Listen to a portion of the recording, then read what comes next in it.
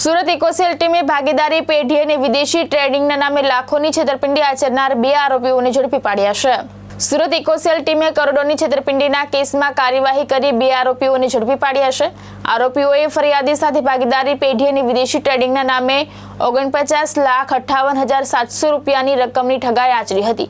ફરિયાદ મુજબ આરોપીઓએ માત્ર 15 લાખ રૂપિયા પરત આપ્યા હતા અને બાકીની રકમ ન આપી ધમકી આપી હતી।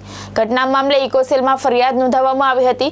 ફરિયાદના આધારે ઇકોસેલ પોલીસે તપાસ હાથ ધરી હતી। તપાસ દરમિયાન રવિકુમાર કાછડિયા અને કેવલ પટેલને ઝડપી પાડવામાં આવ્યા હતા। પોલીસે બંને આરોપીઓ વિરુદ્ધ કાયદેસરની કાર્યવાહી હાથ ધરી વધુ તપાસ શરૂ કરી છે। સુરત શહેરમાં વ્યવસાય અનુસંધાને ઘણી વખત છેતરપિંડી અને વિશ્વાસઘાતના અવારનવાર બનાવો બનતા હોય છે।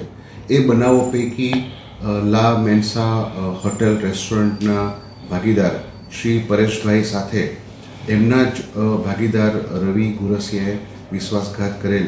જે બનાવની હકીકત એવી છે કે બંનેનો આ રેસ્ટોરન્ટનો વ્યવસાય લા મેન્સા નામનું રેસ્ટોરન્ટથી કતારગામ વિસ્તારમાં ચાલતું હતું અને ત્યાં ભાગીદારી પેઢીમાં આ વ્યવસાય ચાલુ હતો। એ દરમિયાન ભાગીદાર રવિ ગુરસિયા દ્વારા પૈસા પોતે અન્ય ફરિયાદીની જાણ બહાર ઉપાડી લઈ 49 લાખ રૂપિયાની વિશ્વાસઘાત એની સાથે કરવામાં આવેલો હતો અને ભાગીદાર રવિ ગુરસિયાએ પોતે જે જમીન માલિક હતા એમની સાથે પોતાના પર્સનલ સ્ટેટસમાં એ ભાગીદારી કરાર બંને મેળાપીપણામાં રદ કરી અને પરેશભાઈની જાણ બહાર જ તે આ વ્યવસાય બંધ કરાવવા માટેના પ્રયત્ન કરેલા।